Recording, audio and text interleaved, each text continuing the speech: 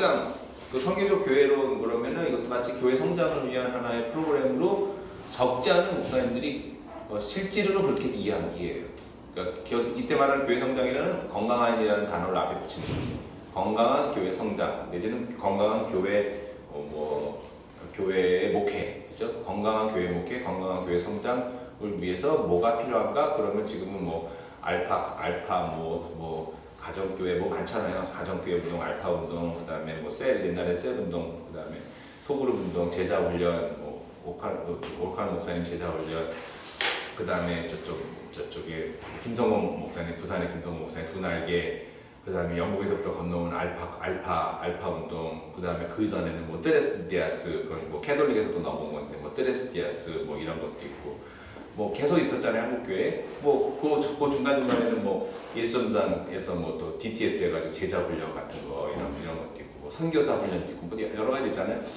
근데 이 선교적 교회가 교회에 대한 논의가 또 이런 어떤 교회를 성장시키기 위한 또 하나의 그러면 그 논의인가라는 주제인데, 기본적으로 여기에 대해서는 처음 딱 아니라고 딱 답을 해요. 다들 그렇게 다 오리엔테이션이 돼 있어요. 선교적 교회에 대한 거는 교회 성장을 위한 어떤 프로그램이나 뭐 무슨 뭐 그런 전략이나 뭐 이런 차원 아니라 본질에 대한 거다라는 건 다 이제 알고 있어요. 그 GOCN 네트워크에서 이 선교적 교회에 대한 얘기를 이제 한참 이제 몇 년 동안 하다 보니까 여기도 이제 그런 이제 질문이 생긴 거예요. 미국 선교학자들과 목회자들 사이에서 그렇게 선교적 교회가 교회의 본질이라는 것을 이제 어느 정도 알게 되었는데, 그러면 개교에서 그러면 이걸 어떻게 적용할 것인가? 그럼 어떻게 해야 되냐? So what의 문제를 가지고 이제 얘기를 하기 시작한 거예요.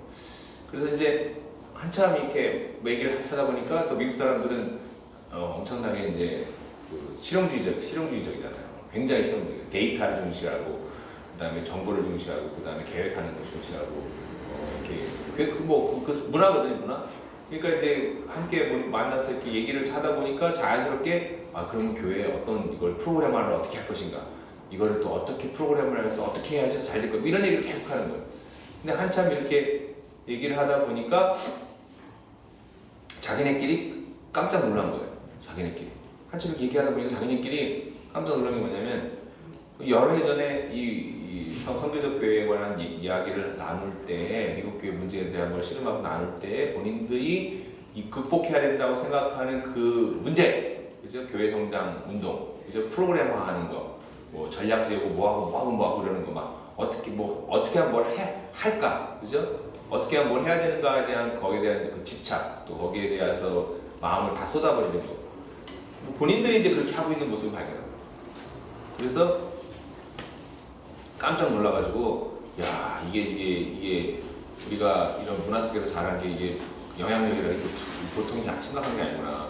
우리가 이런 문제를 극복해야 된다고 모여서 앉아가지고 의논을 하고 책도 쓰고 다 그랬는데, 결국은 지금 원점으로 돌아와가지고 우리가 또 이제 선교적 교회를 어떻게 하면 프로그램 할 것인가라는 생각을 또 하고 있구나, 이제 그런 또 딜레마에 빠진 거예요. 그래서 이제 그래서 사실은 나온 것이 그 선교적 교회 운동 초창기 member들, 미국의 북미의 멤버들이 지금 한 거는 어떻게 해야 되냐 하다가, 우리 그 프로그램 만들고 뭐 이렇게 하는 거는 안 됐다. 이건 아니다. 이 길은 아니다. 스탑을 시켰어요. 스탑을 하고, 그리고 나온 게 뭐냐면, 우리는 교회의 본질적인 것을 추구해야 되는 그런 것을 위해서 우리가 모여서 이 사역을 하기 때문에 우리의 방향은 성경이다. 방향을 성경으로 틀었어요. 그래서 성경을 연구하고 성경을 묵상하면서 선교적 교회가 성경 안에서 어떠한 모습으로 드러나 있고, 어떻게 이 교회가 교회다운 모습으로 갈 것인가를 성경을 통해서 우리가 그 본질을 찾아가야 된다. 이렇게 이제 방향을 틀었죠. 그래서 지금까지도 이제 미국 그 종교학회에서도 선교적 교회 그 학자들끼리 모여서 거기 하나 그 세션을 만들어가지고 지금도 계속 하고 있다고 그러는데, 그 뭐냐면 이제 선교적 교회와 그 해석학, 성경 해석학에 관한 그 세미나를 지금 계속 하고 있어요. 그래서 이제 요번에 작년부터 그 GOCN에서 선교적 교회에 관한 책들 두 번째 시기로 뭐 나가수 1기, 2기 그런 것처럼 그 1998년도에 8년도부터 2000년대 초반까지 GOCN 그 선교적 그 복음과 가스펠 앤 컬처 네트워크 그 GOCN 그룹에서 선교적 교회에 관한 책들이 쭉 나왔었거든요. 몇 권 나왔더라? 6권인가? 하여간 쭉 나왔었는데 98년부터 쭉 나오고 스탑이 됐어요. 스탑이 되고 지금 한 10년 조금 안 됐는데 그 다시 이제 내기로 그 어드만 출판사랑 계약을 해가지고 어드만 출판사랑 계약했는데 그 이제 앞으로는 IBP에서 나온다고 그래요. 지금 아마 출판사 뭐가 사정이 있는지. 그래서 작년 말에 작년 중반에 우리 여기 샘물교회에서 번역되어 온 성전신학이라고 있죠. 빌 목사님이 쓴 거. 그 빌이 쓴 성전신학인데 그 빌이 그 GOCN 그룹에 들어가 있어요. 진짜 저도 제가 있을 때는 제가 미국에 있을 때 그분은 몰랐는데 저는 그 영어 책만 갖고 있었는데 특이하다고 성전에 관한 개념을 가지고 그 선교랑 연결해가지고 쓴 책이거든요. 제가 그걸 미국에서 원서로 사가지고 있었는데 번역이 되고 막 굉장히 또 반향이 좋다고 그러더라고요. 근데 그분이 그 GOCN 두 번째 시기, 제2기 그 책의 첫 번째 주자예요.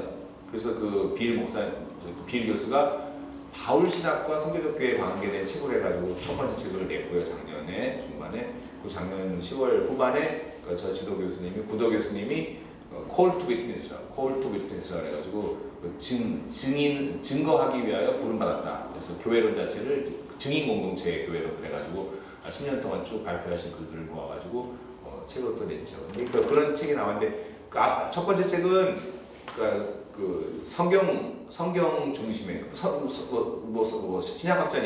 신약학자가 본 성교적 교회를. 두 번째는 이제 그 저희 교수님은 이제 조직 신학자에 가까운데 조직 신학적인 관점, 교회론 쪽으로 본 성교적 교회론을 이제 다시 쓴 거거든요. 네. 그래서 이제 성교적 교회에 관한 그런 이야기는 어떻게 보면은 좀 이렇게 뜬구름 잡는 것 같은 그 약간 이론적인 그런 느낌이 많아요. 왜냐하면 이게 이 프린스턴 신학교에서도 Missional and Ecumenical Theology 이렇게 가르치거든요. 두 가지. 우리 교수님 그 체어 자체가 Missional and Ecumenical Theology였어요. 뭐냐면 선교적 에큐메니컬 신학 그 체어였어요. 체어 자체가. 그 학교 역사상 처음으로 그런 체어를 만들어가지고 부도 교수님을 이렇게 모셔가지고 그 학생을 가르치게 한 거거든요. 그러니까 그 미셔널 에큐메니컬 체어라는 거는 뭐냐면 미션이라는 거는 미션하고 에큐메니컬가 역사 신학하고 조직 신학 양쪽에 이렇게 같이 걸쳐 있어요. 학교에 커리큘럼 자체가. 그래서 역사 신학 학생들도 필수로 들을 수 있고 조직 신학 학생들 필수로 들을 수 있게 돼 있어요. 근데 이게 뭐 전도나 이런 과목은 저쪽 실천 신학 쪽으로 따로 돼 있어요. 프린스턴 신학교에.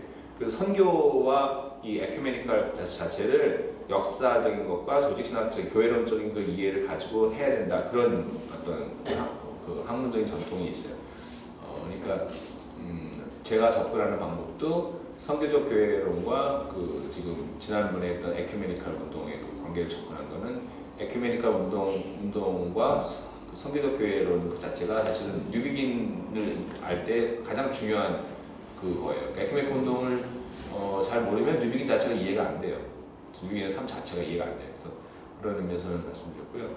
오늘 하는 이 교회 성장 그 비판은 어떤 면에서는 되게 재미있는데 그 교회 성장이 교회 선교적 본질이라고 본 사람이 도널드 맥가브란이에요. 도널드 맥가브란.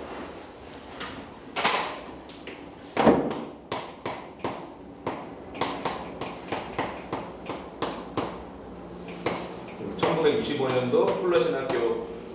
훌러신학교의 교회 성장 연구소를 만들어가지고 작년에 50주년이 기념이 됐었어요. 그러니까 그 인도 선교사 아들로 태어나서 인도에서 40년 가까이 살았던 정말 인도 선교 베테랑이에요. 저분은. 그러니까 뭐 콜롬비아 대학에서 공부하고 그랬고 예일에서 아마 저분 예일에서 PhD 했나 그러니까. 뭐 대단한 그 석학이죠. 석학이고 그 선교사 아들이 자녀고 선교지에 누구보다 잘 아는 사람이고 근데 이 맥가브라는 굉장히 교회 중심적인 사람인데 특별히 개교회 중심적인 사람이에요. 근데 뉴비기는 똑같이 선교사로 갔지만 뭐 선교사로 뭐 젊어서 간 거고, 그러니까 맥가브란이 어떻게 보면 이제 인도 상황을 더 잘 알아요.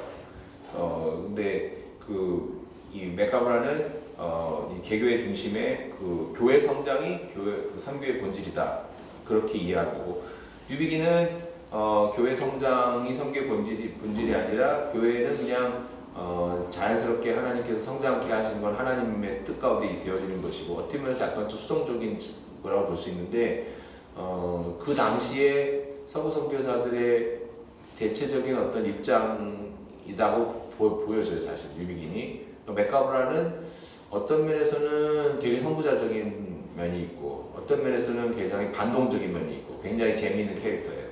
선구자적이라는 것은 서구 교회가 완전 하향세에 있을 때, 되레더 교회 성장을 막 부르짖어가지고, 실제로 미국 교회가 막 하향세로 막 곤두박질 칠 때, 맥가브란의 교회 성장 이론과 또 여러 가지 많은 뭐 교회 컨설팅 뭐 이런 걸 통해 가지고 미국 교회가 새로운 부흥의 뭐 전기를 맞는데 크게 공헌했다고도 볼 수 있죠. 그런 역할이 분명히 있어요. 뭐 한국 교회가 이렇게 외적인 수적인 뭐 이렇게 부흥하는 데 있어서 또 맥가브란 박사와 또 맥가브란 박사 제자들, 피터 와그너라든지 뭐 찰스 크래프트라든지 그다음 그 밑에 나오는 또 베냉맨이라든지 뭐 쭉 있는데, 뭐 그런 분들의 영향이 뭐 크죠. 뭐 한국의 뭐 박사님 목사님부터 시작해서 뭐 웬간한 뭐 대학교 목사님들 다 뭐 플러신학교 목회학 박사고 다 그러잖아요. 교단하고 상관없이. 그러니까 이 맥가브란 박사의 어떤 영향은 사실 한국 교회 목회자들한테는 굉장히 커요. 알게 모르게 교회 성장에 관한 많은 그런 이론적인, 또 전략적인 그런 노하우를 전수해줬기 때문에 그래요. 반동적이라는 의미는 서구 교회가 전반적으로 선교에 대해서, 서구 교회 선교 방법에 대해서 반성하고 회개하고 막 이런 상황이었는데, 그런 것에서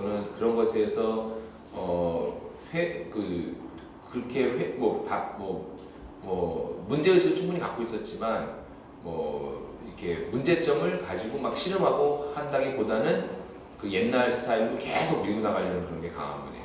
근데 옛날 스타일로 계속 밀고 나가려는 게 강한 것이 에큐메니컬 쪽으로 볼 때는 반동적인 거지만, 또 어떻게 보면 새로운 복음주의 운동을 물꼬를 트는 데 있어서는 또 하나의 또 힘이 됐거든요.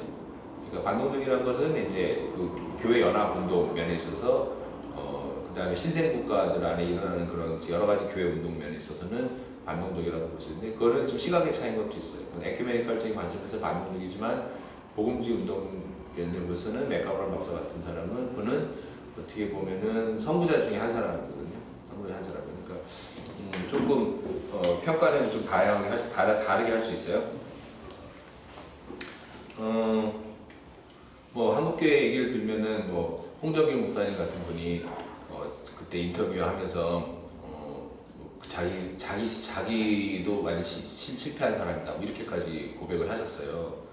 왜 그러냐면 사랑의 교회, 뭐 삼일교회, 그다음에 뭐 제자교회 할 것 없이 뭐 총신계통 뭐 이런 쪽에서 목사님들 다 뭐 무너지고 그럴 때, 하여간 상당한 지명도 있는 분들이 다 이렇게 뭐 쓰러지고 무너지고 막 이럴 때, 홍병일 목사님이 처음에는 이제 내 잘못이라 생각을 못했는데 나중에는 내 잘못이다, 우리 시대의 잘못이다, 그러면서 우리 시대를 본받지 말아야 된다, 그런 얘기를 했어요. 그때 그러면서 무슨 얘기를 하셨냐면, 자기를 비롯해서 자기랑 뭐 이동원 목사님, 뭐 복음주의 4인방 보통 얘기하는 분들이 자기들이 목회 처음 시작할 때 미국에 이제 막 성장하는 교회 탐방하잖아요. 당연히 그러잖아요. 탐방하는데 그때 꼭 가는 데가 이제 로버트 슐러 목사님의 수정교회였다는 거예요. LA에. 크리스탈로 만든 어마어마하게 교회 있잖아요. 엄청나게 아름다운 교회. 슐러 목사님 교회 가가지고, 그분이 이제 신학의 원조잖아요. 긍정신학의 원조인데, 로버트 슐러 목사님 가서 교회 보면서, 야, 우리도 언제 저렇게 목회할 수 있을까? 저런 교회 하면 좋겠다. 다 부러워하고 다 그걸 이제 모델로 삼았다는 거예요. 실제로. 그러니까 다 이제 그 서울 외곽에 다 교회 다 하셔가지고 강남에 그죠? 강남에 인구 폭발할 때 좋은 자리에 딱 교회 딱 이렇게 시작하시니까 아주 타이밍이 절묘하게 다 떨어졌잖아요, 그죠? 그러니까 다 그래가지고 교회가 이제 큰 거거든요. 물론 목사님들이 다 뛰어난 역량이 있었지만 그 사회적인 변동 상황 이런 것이 전혀 무시할 수 있는 요인이 아니에요, 사실 교회 성장이라는 건. 목사님 저빵 드세요. 네. 왜 빵? 제가 그냥 간식으로 샀어요. 우리 동네에 없는 신기한 빵을 팔길래 엄청 비싸. 다 가져왔어요.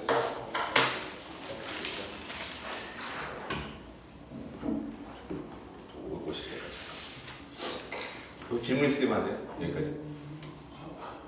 오늘 더워가지고 진짜 저 물 안 먹는데 원래 엄청 뭔가.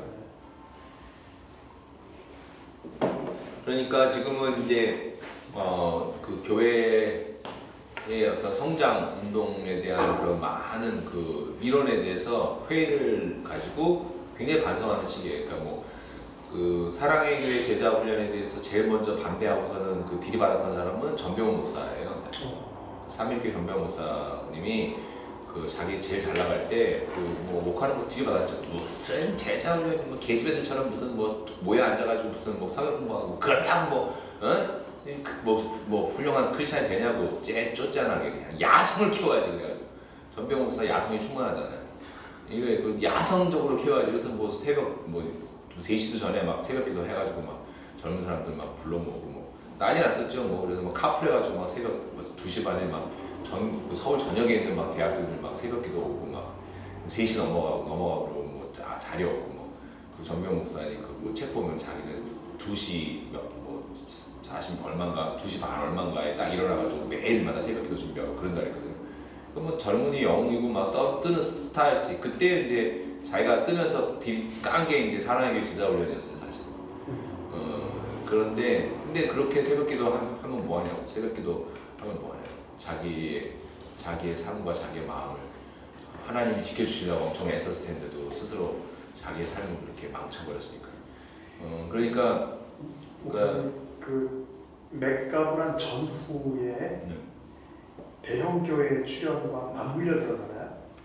맥가브란 그 당시에는 대형 교회가 그렇게 많지 않았어요. 미국도 뭐 지금도 미국은 대형 교회가 많지는 않은데 그 제가 학교에서 지금 그 교재로 함께 나누는 책이 이거랑 사실 좀 관계가 있긴 한데 뭐 저희는 뭐 지금 한 달 이상 그거 보려고 하는데 그 신광훈 목사님이 쓴 메가처치 논박이라는 책이 있어요. 그리고 그 다음에 최근에 나온 책이 메가처치를 넘어서라는 책이 있어요. 메가처치 논박은 이제 메가처치 한국에 있는 그 메가처치에 대해서 이제 신랄하게 비판하면서 쓴 책이고, 메가처치 넘어서는 그 자기가 비판한 것을 어떻게 하면 더 한 단계 넘어갈 수 있는가 많이 고민하면서 또 쓴 책이에요. 두 책 다 그 메가처치 논박은 박사학위 논문 이제 쓰면서 이제 그 연구했던 걸 이렇게 뉴스엔조에 기고했던 걸 그리고, 메가처치 논박을 넘어서는 박사학위 논문이에요. 그분의 침신대 박사 과정하면서 이제 쓴 건데, 그분의 기본적인 틀은 작 엘룰이에요.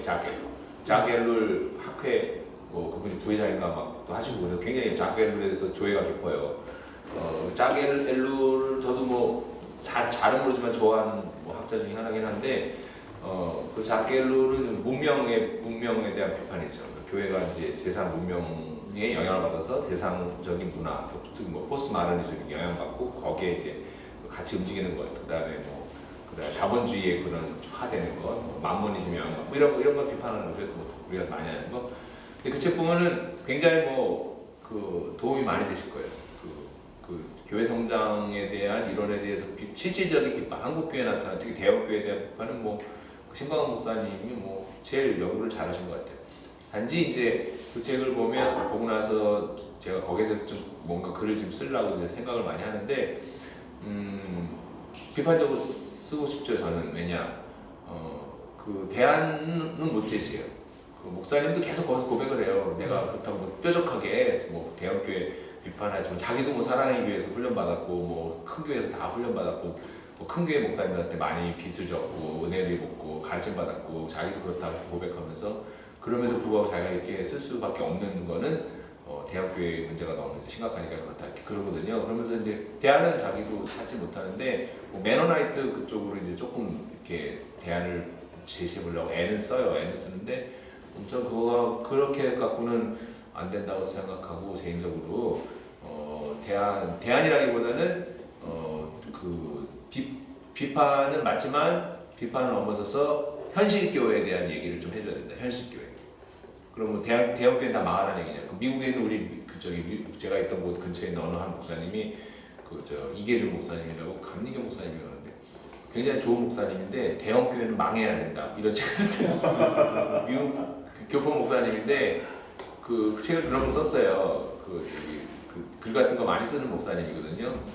근데 한국에서 그 책 출판하셨더라고. 대형교회는 한 10년 전에 출판하셨나 그러는데 이거 그 대형교회 망해야 된다. 과연 그럴까? 근데 재밌는 거는 그 신광훈 목사님 그 책에 그 대형교회 메가처치에 대한 그 개념에 대한 설명 또 여러 가지 이야기를 그 Beyond Megachurch Myth라는 책이 있어요. 그 제가 미국에서 또 산 책을 지금 다 거기다 읽었는데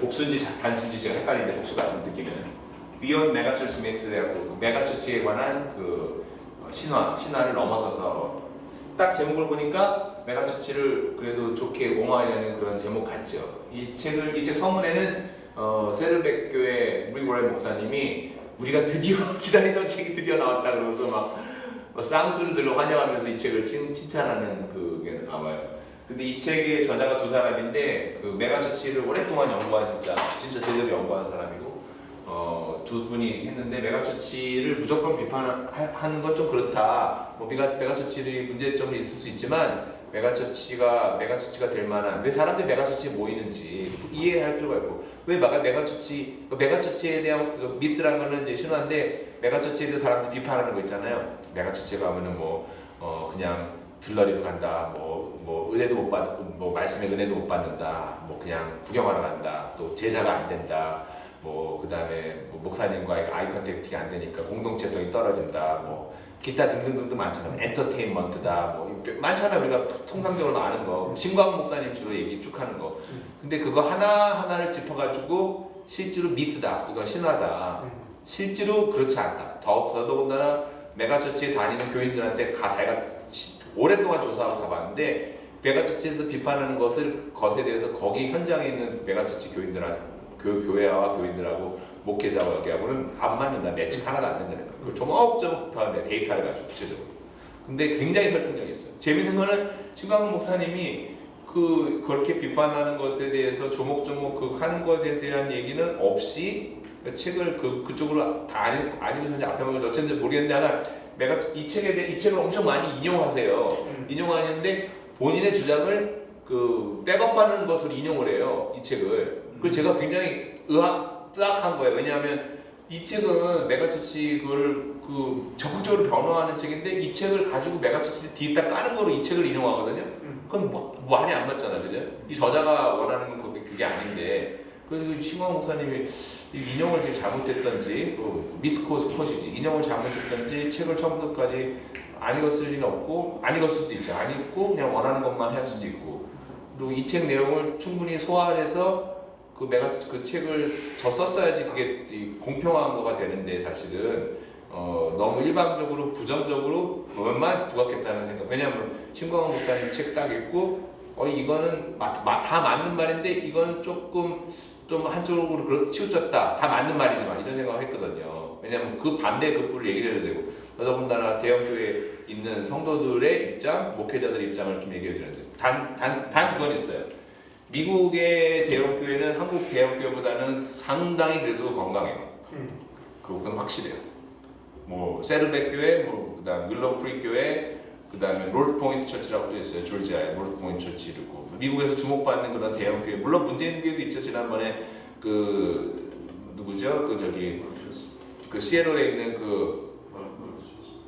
누구지?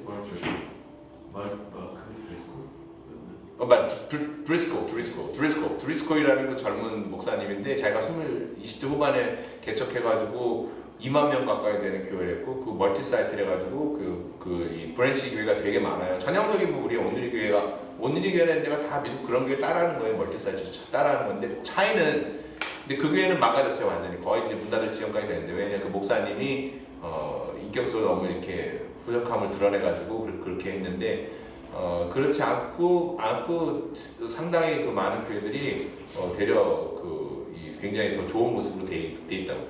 또 하나는 이 책에 주장하는 것이 이 메가처치의 그 숫자가요. 지금 숫자가 미국에서 원래 이 맥가브란이 얘기할 때는 메가처치가 이렇게 많지 않았어요. 메가처치를 봐야 메가처치의 기준이 2,000명 이상이거든요. 저 책에 비하면 2,000명. 그 신광원 목사님 그걸 그대로 써요. 2,000명 이상의 메가처치인데 2,000명 이상의 교회가 미국에서는 몇 개가 없었어요. 제가 살던 동네에서 우리 한인교회가 2,000명 이상 있는 교회가 뭐 동부 서부 다 해봐야 뭐 몇 개 안 돼요.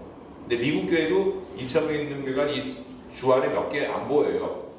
안 보이는데 근데 그 2,000명 이상 되는 교회가 지금 엄청 늘고 있어요.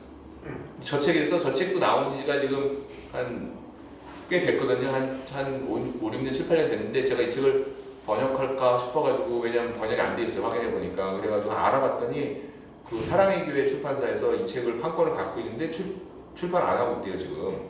어디 창고에서 썩고 있을 거래. 그래서 이 책을 번역을 하면은 참 여러 가지로 이제 밸런스가 많아요. 신광원 목사님 그 책과 이 책이 번역이 되면 딱 균형이 잡혀요.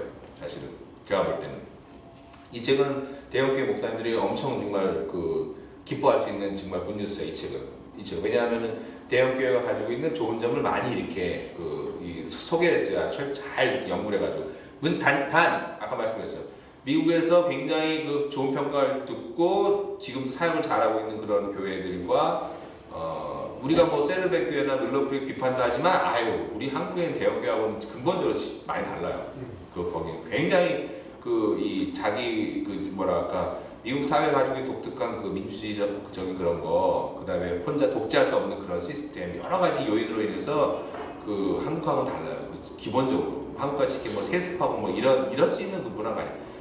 그런 문화가 아니에요. 우리가 지금 독점 이것도 아니에요. 미국 사람들은 자기 명예, 안어를 되게 중요히 여기잖아요. 그러니까 자기가 가질 수 있는 그것을 다 포기하면 더 큰 영광을 얻는 걸 알기 때문에 문화적으로 기부 문화잖아요. 기부 문화. 그러니까 이게 대형 교회가 가더라도 그것이 더 폼나고 멋있고 이렇게 멋있는 이런 식으로 가지 지저분하고 추하고 이렇게 안 간다고요. 그러니까 우리랑 다르게 지금 그런 차이가 있는 거예요. 우리도 이제 그렇게 멋있게 가야 되겠죠. 앞으로 갈 거라고 또 기대도 하고. 그런데 어쨌든 중요한 포인트는 뭐냐면 대형 교회가 2,000명 이상 된 교회가 최근 2000년대 들어오면서 거의 막 한 3년, 5년 단위로요. 더블씩 미국에서. 그러니까 저도 지금 뉴저지 스테이트 진짜 중국인들이 모이는 교회가 4,000명이 모였어요. 4,000명. 중국인이. 거기는 5개국어를 해요. 왜냐하면 중국 본토말, 그다음 상해 쪽에서 온 사람들 캔톤말, 영어권, 완전 영어권, 그다음에 무슨 다른 해가지고 한 4개 언어가 하는 목사님들 다 이렇게 모셔가지고 하는데 저희 동네에 왜냐하면 인도, 파키스탄, 중국 분들이 엄청 많이 늘고 있거든요 지금. 그러니까 이제 그냥 4,000명이 모이는 중국 차이니즈 아메리칸들이 모이는 그런 교회가 있거든요. 그러니까 미국 교회도 말할 것도 없죠. 그러니까 지금 한 몇 년 동안 거의 더블씩 이렇게 2,000명 이상 되는 교회 늘어나는 거예요. 반면 작은 교회는 계속 죽어가는 거죠. 작은 교회. 특히 메인라인 처치들은 계속 전통적인 교회들은 계속 죽어가지만 이렇게 2,000명 이상 교회들은 대부분 사실은 교단 소속이 안 돼 있거나 이런 교회들이 많죠. 이런 교회들이 아니면 오순절 계통이라든지. 근데 어쨌든 하여간 지금 또 교단 소속에 있는 교회들도 2,000명 이상 교회들이 많아졌어요. 지금 계속 더 많아져요. 그러니까 교회들이 이렇게 집중하는 거예요. 시설도 잘 돼 있고 스태프들도 잘 돼 있고 그 다음에 비전 스테이트먼트 정확하고 미래적이고 자녀 교육도 잘 돼 있고 사회를 또 지역 사회를 이끌어갈 수 있는 영향력도 있고 이라고 있잖아요. 미국에서. 그러니까 미국 사회를 이끌어갈 만한 그런 교회들로 집중을 해요 사람들이. 근데 그 부분은 신광원 목사님은 비판적으로 보죠. 그것이 이제 세상의 백화점 중심, 쇼핑몰 중심으로 사람들이 모이는 것처럼 그렇게 교회가 똑같이 되는 걸 비판하는데 자켓을 가지고. 근데 저는 사실은 이분의 입장이 더 지금 맞다는 생각이 더 들어요, 사실은. 왜냐? 제가 만일 쇼핑몰 가는데 잘 된 쇼핑몰 있고 그 값도 뭐 더 비싸면서도 아주 후진 조그만 가게가 있다고 그래요. 시간이 나고 뭐가 여건이 되면 무조건 좋은 쇼핑몰 가요. 여러분 안 그랬어요? 백화점 좋은 물건을 싸게 파는 백화점과 아주 후진 물건을 비싸게 파는 동네에 그러고 있다. 어딜 가겠어요? 좋은 데로 가지 당연히. 좋은 데로 가잖아요. 그죠? 운동기구가 잘 돼 있는 피트니스 센터를 가시겠어요? 운동기구 안 돼 있는 후진 데를 가겠죠. 잘 돼 있는 데를 가죠. 파킹장 잘 돼 있는 교회랑 안 돼 있는 교회랑 누가 가요? 성도들한테 물어보세요. 한국 와서 보니까 파킹장 안 돼 있는 그 교회 되게 힘들어요. 성도들이, 젊은 사람들이. 저도 아기를 데리고 지금 교회를 가보니까요. 파킹장 이거 잘못 돼 있으면요 엄청 힘들어요. 아이 데리고 몇 번 그러다 보면 지쳐가지고 안 가요. 한국에는. 그러니까 지금 한국도 이제 시설 잘 돼 있으면요 신도시가 딱 돼 있으면 잘 돼 있으면 목사님 뭐 좀 이렇게 뭐 설교 떨어지고 그래도 잘 그냥 기본적으로 뭐예요 시설 잘 돼 있으면. 근데 한국은 이제 시설 잘 되는 게 아니라 뭐 돈도 없는데 어마어마하게 빚을 져가지고 하니까 이제 망하는 거지만 지금도 여전히 그런 게 있다. 그러니까 현대인들이 지금 움직이고 있는 그런 거에 따라서 교회가 성장하도록 하는 거에 대해서는 저는 그렇게 부정적으로 보진 않아요. 그런데 뉴비긴과 맥가브란의 입장에 있어서 이제 극명하게 차이가 나는 그런 부분이 좀 있어요. 5분만 쉬었다 가죠.